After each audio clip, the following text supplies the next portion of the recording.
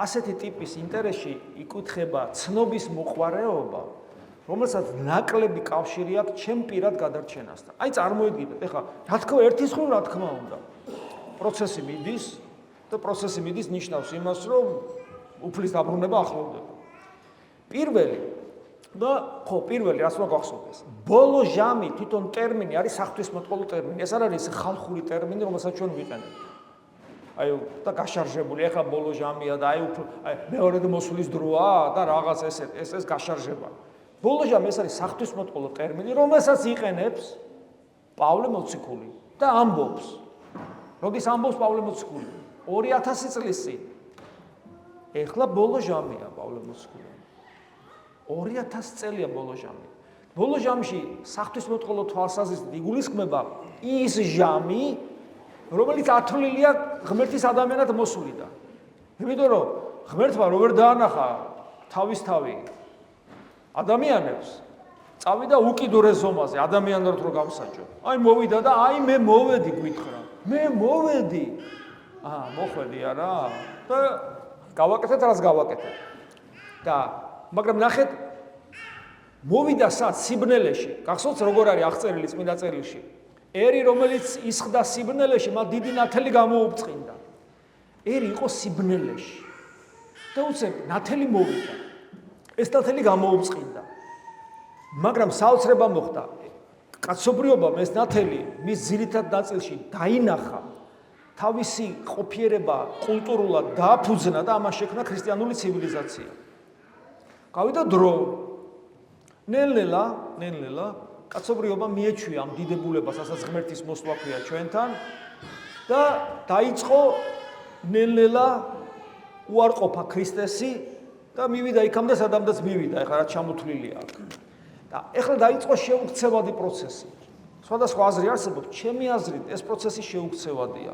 ეს პროცესი ქრისტესკენ აღარ მიტრიალდება. ჩემი აზრით კიდევ ვიმეორებ. მე არ ვიცი ყვალე რა იქნება, მაგრამ მე ესე მგონია, რომ ჩვენ ბნელში ის მსხვდომი ხალხი კი არა ვართ, რომელსაც ნათელი დაინახა და მიიღო. არამედ ჩვენ უკვე ის ხალხი ვართ, რომელიც ნათელში ვიყავით და ნათელი უარყვავით.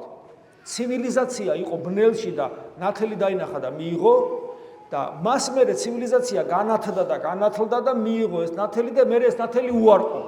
და თანამედროვე ცივილიზაცია არის ქრისტეს უარყოფილი ცივილიზაცია. ამიტომ რა თქმა უნდა პროცესები დაჩქარებულია. მაგრამ აქ არის ერთი მომენტი. უფლის ანტიქრისტეს გამეფება როდის იქნება? ხვალზე 10 წლის მერე, 100 წლის მერე, 500 წლის მერე. აი თქვა არის 1 წლის მერე. ყველაზე ახლოს. და ის რომ გამეფდება, იმეფებს ერთი 7 წელიწადი, სხვადასხვა ვერსიით 3 წელიწად ნახევარი და მერე მოვა უფალი.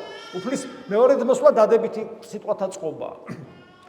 პირიქით, მთელი ბიბლია ესე მთავრდება, მალე მოდი უფალო.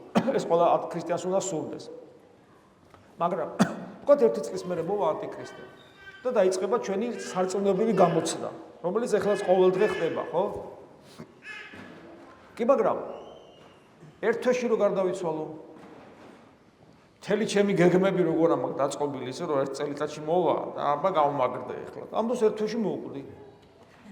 მთელი ეს გეგმები წყალში ჩამეყარა. და ერთ თვეს ვინჩივის ამ საღამოს რომ არ შეიძლება? და ნახეთ აი შეცდომა ამგვარი ცნობის მოყარეობის, რომ მე ყოველ წამს მზად უნდა ვიყო უფალთან შესახვედრად. უფალი ნახეთ როგორ მასწავლის. სახარებაში რა წერია? ყველაზე ძალიან როცა არ მოელი თეოდორე მაშინ მოვალ შენთან. როგორც ქურდი ისე მოვალ შენთან. აი მაინც როგორ იქნება? შენი საქმე არ არის, გახსოვს საქმე მოციქულთაში. უფალმა ხანისე უთხრა, ხანასე უთხრა. ბოლოს ისიც კი უთხრა, მეც არ ვიცი თავი ამანებეთო. რაც ხო ხვდებით აბსურდია, ოქროპირი ამბობს, დრო ძეღმერთმა შექმნა და ის არის ის როდის იქნება? დრო მისი შექმნილია. მაგრამ მოციქულები ხო ძველი ათქმის ხალხი იყო ჯერ. როდის იქნება? არ უთხრა რომ არავინ არ იცის, მარტო მამამ იცის და მეც არ ვიციო უთხრა თავი დამანებ. მოციქულები არ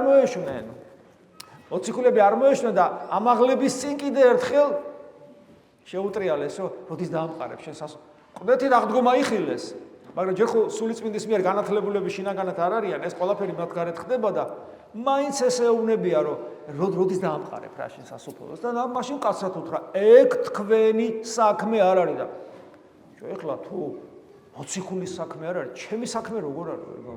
არ არის ჩემი საქმე. გესმით? იქნება შეუქცევადი პროცესები მიდის. დიდება, რას მალე იქნება, კიდევ უფრო კარგია, მე ესე ვიტყვი, მაგას აჯობია, რას უფალი მალე მოვა, მაგრამ წინა პერიოდი ძიმია, ანტიქრისტეს პერიოდია, მაგრამ როდის იქნება? მე მაგალითად უფალი მეუნება, რომ ხვალინდელ დღეზე ნუ ნერვიულობ, დღევანდელ დღეზე იფიქრე. იმიტომ რომ დღევანდელ დღეს სულიერ პლანში უნდა განიხილოთ ეს, მიწიერი გეგმებზე კი არ გადაიტანოთ ეს, ზოგს გონია, რომ ესე იგი საკუთარ თავის დობა არ უნდა ქონდეს, ადამიანი ფიქრობს ეს წაუკითხია. და გონია რომ ლურსმანს რო აჭედებს, საკუთარ თავის დობა არ უნდა ქონდეს. წარმოიდგინეთ ადამიანი, რომელსაც ლურსმანი უჭირავს და საკუთარ თავის დობა არ აქვს და მე ხელში ჩაირტყავს.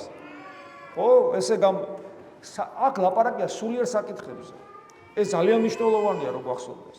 ხვალინდელ დღეზე ხვალე მიზრუნოსო პოეტურად ამბობს. ფიგურალურად ესე მეტაფორულად. და დღევანდელ დღესო საკმარისი ბოროტება აქვს უფალი ამბობს. აი საკმარისი ბოროტებაში რა იგულისხმება? დღეს. აი მე რო დღეს გარდავიცვალო. ალალად გეუბნებით. მე არა ვარ მზად. იმიტომ რომ ის ერთობა რაც ქრისტესთან მინდა მქონდეს გარდაცვალების ჟამს მე ახლა არ მაქვს. ამიტომ ჩემ ცხოვრებაში ამაზე დიდი ბოროტება, რომ ქრისტესთან ის კავშირი არ მაქვს, რომელიც მე გადამარჩენს, ამაზე დიდი ბოროტება არ არსებობს. მე დღეს ეს ბოროტება მაქვს. რამე შეიძლება დღეს რომ მოვკვდე, წარმოგიდგენია.